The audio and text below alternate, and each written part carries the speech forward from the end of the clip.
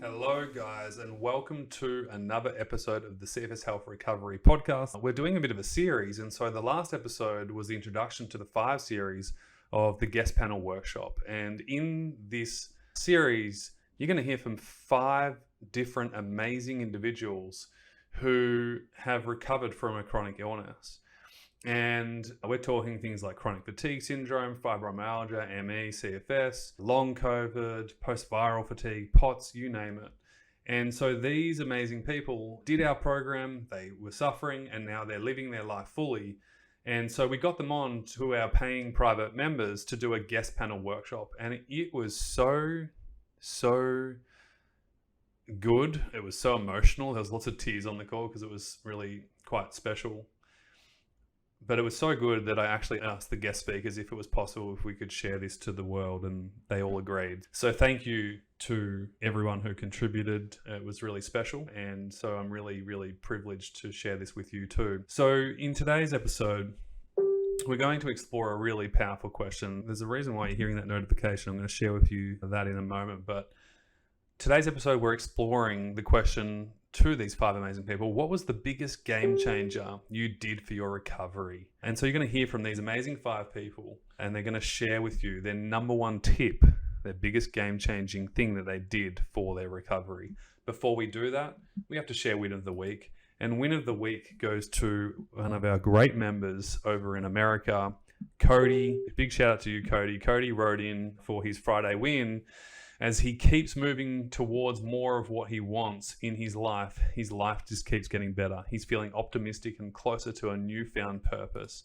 Cody's been going down to the beach most days now and playing a sport with his friends, doing it appropriately, of course. He's really dedicated the last kind of like 4 months of like really dedicated, honing in on what's appropriate for him, building his capacity, but also, just like doing his life. And it's really cool to see him progress because he was stuck a few months ago, and it's just so cool to see him really going to this new level of life and purpose. And I can really notice a change in his energy. He posted a photo on Instagram the other day, and his skin was glowing. And anyone who knows me, that's one of the sure sign tales of progress, is that your skin starts to look healthier and better. So big shout out to you, Cody. Super stoked you've been putting in the work, and it's paying off. And the coolest thing is you're having fun with it. And I think that's super important. As you guys know, we always talk about this in our program. It's not what you do, but it's how you do it. Guys, let's throw over to these amazing guests. What was the biggest game changer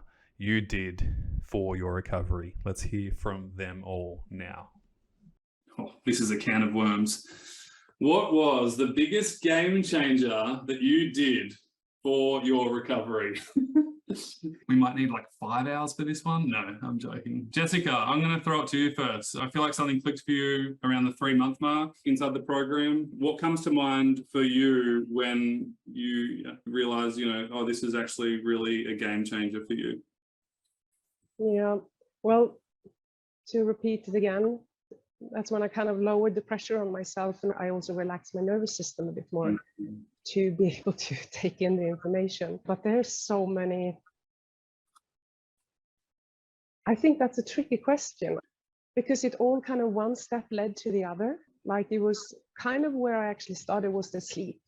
And when the sleep was getting stronger, then it automatically led to the next step and the next step. So it's really hard to just say that's the golden nugget. It was just a lot of nuggets.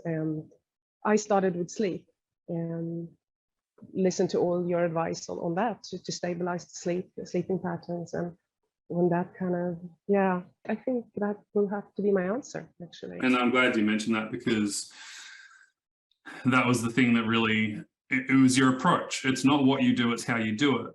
I've said this from day dot. It's not what you do, it's how you do it. Shout out to Dr. Lionel Lubitz, who said that to me like 19 years ago. And he was spot on. It's not what you do, it's how you do it, how you go about it. Yeah. Same experience that Charlie kind of went through too. B, what comes to mind for you? I'm sure you've got some juicy answers there as well. Oh, so many. I think the first one was probably the fact that there wasn't going to be one thing, which is kind of what I alluded to at the beginning, that I kept chasing this one big game changer, which actually what it was for me was to realize that, you know, if you do all of what I started calling extreme self-care, because I would think of them as kind of almost standard self-care practices, but it was like doing it dedicated every single day, no matter what. And that actually believing that that could add up. And I guess I only really started believing it once I'd first trusted and tried to do it. And then I would see that actually my symptoms would lessen a bit and they wouldn't be as bad. I think that was probably the biggest game changer. And then once I'd gotten there, it was again that implementation of, I think most of us would have quite early on heard this thing of avoid pushing and crashing and being more stable. I'd heard that long before I joined the program, but actually what I thought was holding back wasn't holding back. I was still going way beyond my max every day just because my max seemed so low. So it was so easy. Like if I went for, you know, I used to run like half marathons and stuff. So if I was doing a park walk for an hour, I would be like, oh, I'm being really relaxed. I would just come home feeling nauseous and like I was about to collapse. But, you know, I thought that was the relaxing thing to do until I realized that's not the case. And actually pushing and crashing, you have to go way back. Yeah. Way back, but also it allows for more consistency.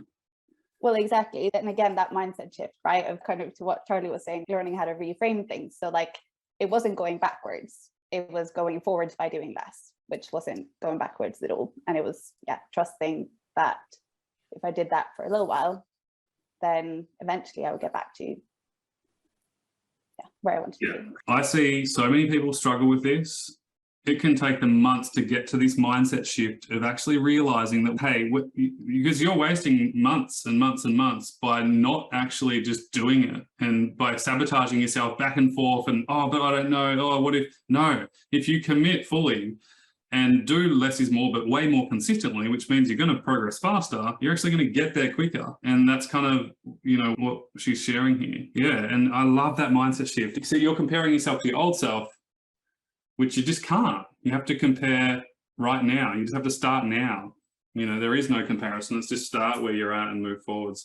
Charlie, what comes to mind for you? Thanks so much for sharing, Bea. That's really awesome. For me, the game changer was when I started to value myself, because then I started to trust myself and allow myself to be more consistent, to not apologize for the decisions that I was making to help me to recover. So that would be tied up in my boundaries as well, but it was massive. And I know it sounds really bizarre, but just even to be able to like look at myself in the mirror and smile at myself and say, this is okay, you can do this, you're doing the right thing. Yeah, that was my game changer, I have to say. Toby, can I add something? There's two things that came to mind with the boundaries that Charlie mentioned, because me before all this, I had no boundaries, like a lot of pleasing, a lot of being really good. So the boundaries was a huge thing, to actually say no, even if it freaked me out every time. I had to say no, but that did a lot. And also to not go crashing down. When I had symptoms from my body saying, this is a little bit too much, I went into a spiral, I panicked. I had all these catastrophizing thoughts like, this is it, now it's going to be the dark room and all that. But also the big change came when I started to just feel, okay, I need to rest now. That was a bit much, so I'll just rest. You know, just that kind of softening on that also. I mean, it's a big thing, but mindset is massive. And that was and continues to be a big journey. All the mindset things, perfectionism, letting go of so much self-criticism, being more loving to myself, all of those things. And because I still carry forward to this day, like, because those tendencies, I think in this kind of society where it's always go, go, go, those tendencies are there.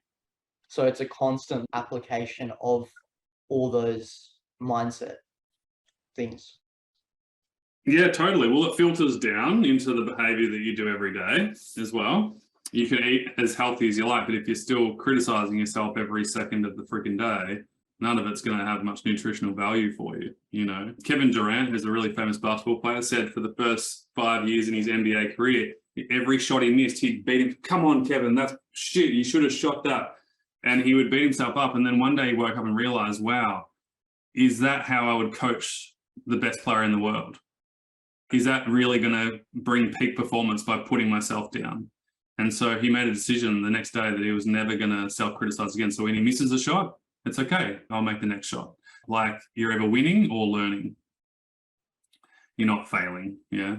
Lauren, what comes to mind when we go, what was the biggest game changer for you that you did for your recovery? The biggest game changer for me was learning how to regulate my nervous system and emotions. Chronic fatigue for me wasn't due to like the onset of any illness or anything. So a lot of it for me was rooted in not being able to regulate my emotions or nervous system and having a lot of anxiety attacks. And so learning how to feel emotions when they come up for me and not judge them, just let them be, but then getting curious about them versus letting them overtake my mind and my thoughts and spiraling. That is just so important. That's such an important distinction. Being aware of the narrative, the mindset, and the emotions, but not letting it consume you. And I think sometimes I see people get into a pattern where they're so in it that they're missing the point. No change is actually happening. Like, you're so in it that you can't actually see, and you think that you need to go deeper and deeper and deeper, and it's just creating this pattern of spiraling deeper into the same pattern that's already existing right now. And so I love the fact that you said it's like, I'm working on my mindset, my emotions, but I'm not in it, I'm aware of it, and I'm moving through it. And yeah, continue. Yeah, that was really, I think, the biggest turning point for me. And then also, there was a lot of mindset work in the program. And as I went through all of that and started to unpack a lot of my past and a lot of things that were coming up for me, how to approach it with compassion and empathy and breathing through it, which was all part of the emotional regulation. And I mean, once you are out of the program and you're better and you're back into life, life is still life. There's things that come up all the time that are triggering for me and difficult. And I have this new set of tools now to work through it. And sometimes it's just breath work. Sometimes it's going to bed early, whatever it is. But I feel different in my body. That's really made all the difference. And it's not like false positivity. It's nothing like that. It's being honest with yourself about how you're feeling and then addressing it without spiraling. I hope you found this episode of the podcast really, really helpful. Here are 3 ways we can help you whenever you are ready. So first of all, we have a free information group on Facebook. And so if you do have a Facebook account, make sure you go and join that group. There is strictly no negative venting. It's a very supportive, uplifting group. And there are some great trainings in there that can help you get started with your recovery. So it's called the CFS Health Recovery Information Group. There's a link here anyway, so click that link and join it. The second thing is we have a bunch of free trainings that will really help you understand where you're at, but also help you move forward. So we're going to leave a bunch of free trainings for you. So click on that. We'll send it to your email, and obviously you can watch them in your own time. And thirdly, we've just created a 15-minute chat link. So if you're someone who's like, man, this sounds really good, this is really helpful, I really want some personal help, and you want to have a step-by-step plan that will help you go from where you're at to where you want to be, we have opened up a few spots to have a 15-minute call, no strings attached. Basically, this call is to see if or how we can help you. If we can, we'll be able to share with you some information on what that would look like. And if we can't, we'll send you some free resources that will help you if you would like to do that. So we're going to leave a link below. You can book in your 15-minute call. This is not a coaching call, so don't expect to get coaching in a 15-minute call. This call is really to have a conversation around you, what you need help with, and whether or not we can work together to help you get the results that you want. So if CFS Health, the mentorship program, sounds something that you're interested in, but you're just not quite sure about it yet, this is a perfect opportunity to book in that call, have a chat, and then of course we can go deeper if this is something that you would like to do. Hope you found the podcast helpful. Please leave some love, especially on the YouTube channel. Go and comment on the videos that you found helpful, and appreciate all your support, and we look forward to speaking with you soon. All the best for now. Speak to you soon. Bye.